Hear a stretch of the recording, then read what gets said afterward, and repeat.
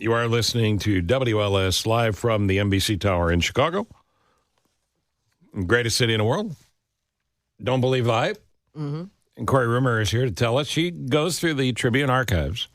She puts on her Tribune archive dusty overalls and safety glasses. And then she starts crawling through the archives. Yep. And they're all, every edition of the paper is hooked up to one of those wood sticks. You know, where the paper is folded over the stick. Yep. Like you used to see in the library. Mm-hmm. And then if she gets too bored or if somebody comes in and interrupts her, she just takes a stick out and she whacks them. That's right. Or scares her. She whacks them. The other thing is, when you describe Kori like that, I picture her as like the cartoon version of Nancy Drew trying to find out the mystery of what's happened in Chicago. It could be. You know what I mean? Yeah, because you're not Thelma in the Scooby-Doo van, so you could be Nancy Drew. Well, you and I could be the Hardy Boys. Exactly. Right. All right, so having said all of that very important information, what is the quiz about today? Hey, let's talk about the Academy Awards and their Chicago connection. So even if you didn't see any of the movies that were awarded last night, you're okay. Like, we're not talking about any of those. So, yeah, there's a really strong Chicago connection to the Oscars. So let's see how much you know. Okay. Go ahead. We're ready.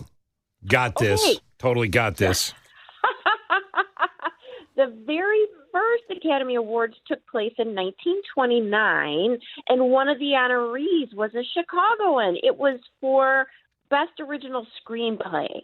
What was his former occupation which influenced his script? Was it A, was he a reporter, B, a police officer, or C, was he the mayor? What do you think? This is 29, you said? 1929. So think about what was going on. Yeah, because I don't know if it was, that would that have been after the crash? I mean, we had to have some mob violence in the streets by then.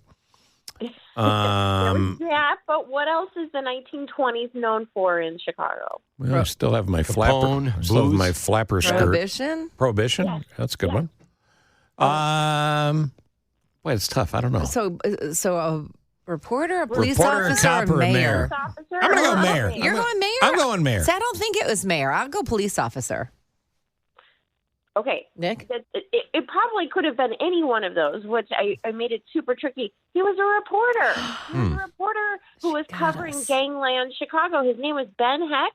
He was 35 years old, and it was a silent film that he was awarded for. It was Underworld, which is generally considered to be the very first gangster film. Wow. Wow.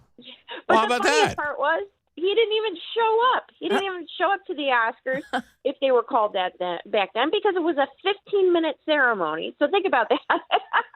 Yeah, you're not going to take the train to Hollywood for that. 15 minutes. Right. It took place at the Roosevelt Hotel in Hollywood. Yep. They did give out the statues, but he wasn't even there for it. The cool thing is it lives today at the Newberry Library. His Oscar does.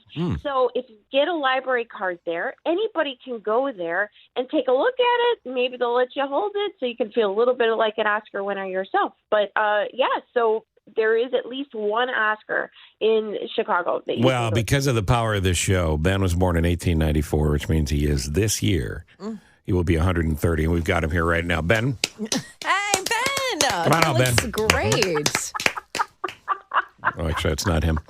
All right, question number 2. Okay, something I didn't know.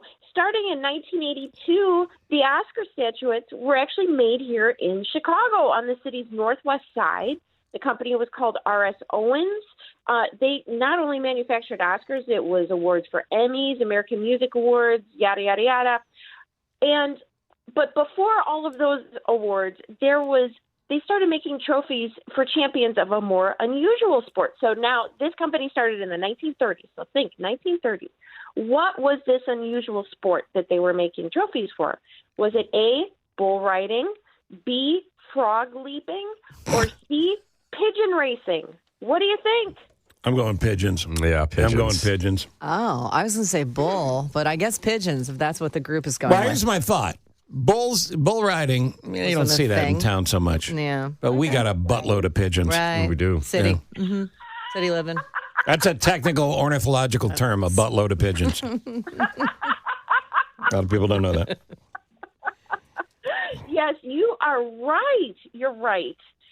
This company, R.S. Owens, it was a pigeon feed business. That's how it got started. And they decided anytime one of their clients won one of these pigeon racing competitions that they would give them a little award.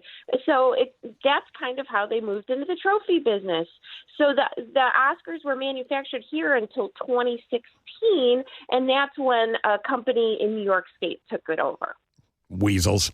Yeah. Low bid weasels. Exactly. Can you imagine if the Oscar statue is not a muscular looking John Cena? human, and instead the Oscar statue was a pigeon? You know what? We wouldn't know any different if it was a pigeon. We would still honor it. Yes, we would honor it. And we'd probably like pigeons a lot more. The nominees are, and the pigeon goes too. And every winner would get a statue and a pigeon. Yeah, a real live pigeon. Yeah. All right, number 3. Okay, so we all know the Academy Awards have had their share of drama. You know, there was the slap in 2022. There was the announcement of the wrong Best Picture in 2017. But in the year 2000, the drama revolved around 55 missing Oscar statuettes. Where were they recovered from? Now, think this is Los Angeles. Was it A, behind an In-N-Out burger restaurant?